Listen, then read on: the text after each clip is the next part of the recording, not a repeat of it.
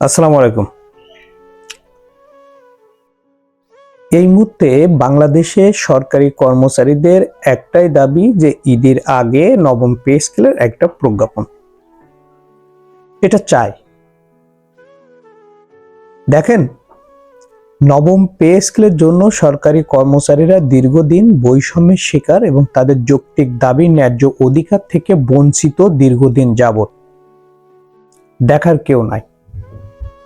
যাদেরকে দেখার কথা এবং যারা এই দেখার বিষয়ে বিরোধিতা করছেন, প্রত্যেকের দেখেন আল্লাহ তাআলার পক্ষ থেকে একটা বিচার হচ্ছে বা সে একটা ফলাফল পাচ্ছে। কারণ আপনি যখন কারোর হক মেরে দিবেন, কারোর দাবিটাকে, ন্যায্য দাবিকে আপনি আড়াল করে রাখবেন, সেটা হতে পারে ক্ষমতার বলে, সেটা হতে পারে আপনার ওই সময়ের পাওয়ারের কারণে। কিন্তু কি জানেন, দিন শেষে আল্লাহ তাআলা এটাকে সঠিক ফয়সালায় নিয়ে আসেন। এটাই কিন্তু হচ্ছে। এখন বিষয় হলো, এই কথাগুলো আমি কেন বলছি? কারণ নবম পে স্কেল দীর্ঘদিনের চাওয়া। আজকে দেখেন, যে লোকটা নবম পে স্কেল না দেওয়ার জন্য সর্বোচ্চ বিরোধিতা করছেন, বাংলাদেশ ব্যাংকের গভর্নর আহসান এইচ মনসুর সাহেব।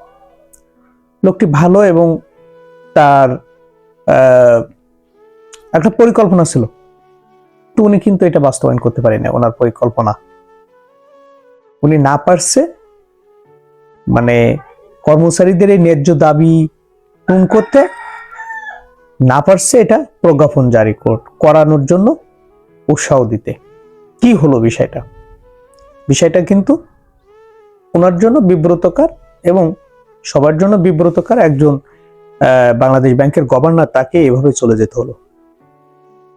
এখন বিষয় হলো, আপনি যদি এই মানুষগুলোর ন্যায্য দাবিকে সমর্থন করতেন বা তাদের যৌক্তিক অধিকারকে, ন্যায্য অধিকারকে, যৌক্তিক দাবিগুলোকে সমর্থন করতেন, আপনার কি ক্ষতি হতো বা দেশের কি ক্ষতি হতো?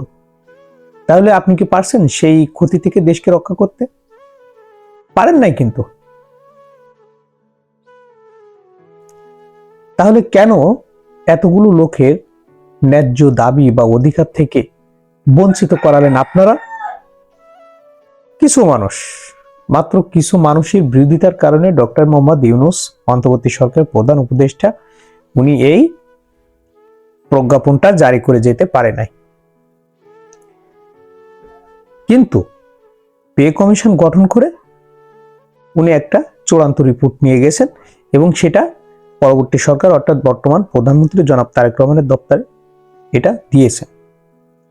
এখন বিষয় হলো, এইটা কখন কার্যকর হয় বা কিভাবে কার্যকর হয়, এই বিষয়টা আমাদের এখন দেখার বিষয়। যেহেতু অর্থ প্রতিমন্ত্রী, অর্থমন্ত্রী এবং প্রধানমন্ত্রী সকলেই কিন্তু ইতিবাচক সাড়া দিয়েছেন এবং আশ্বস্ত করেছেন নবম পে স্কেল বাস্তবায়নের ক্ষেত্রে। এখন দেখার বিষয়, এই পে স্কেলটা বাস্তবায়ন করতে কতটা সময় রাখতে পারে। কারণ বাংলাদেশ একটা ঋণের ভিতরে অবস্থান করছে বা জর্জরিত। এই ঋণকে সামাল দিয়ে বর্তমান অর্থনীতিকে বজায় রেখে কোন আঙ্গিকে বাস্তবায়ন করলে দেশেরও ক্ষতি হবে না, আবার কর্মচারীদের তাদের দীর্ঘদিনের চাওয়া ন্যায্য অধিকার বা তাদের যে যৌক্তিক দাবিগুলো, সেটাও পূরণ হবে, এই বিষয়টাকে দেখা হয়। এখন কত সময় লাগতে পারে, এটা কর্মচারীদের কূটনৈতিক তৎপরতা এবং বর্তমান সরকারের সদিচ্ছার উপরে নির্ভর করছে। তো প্রিয় দর্শক, ভালো থাকবেন এবং আমার ভিডিওটি ভালো লাগলে অবশ্যই সাবস্ক্রাইব করুন। আসসালামু আলাইকুম।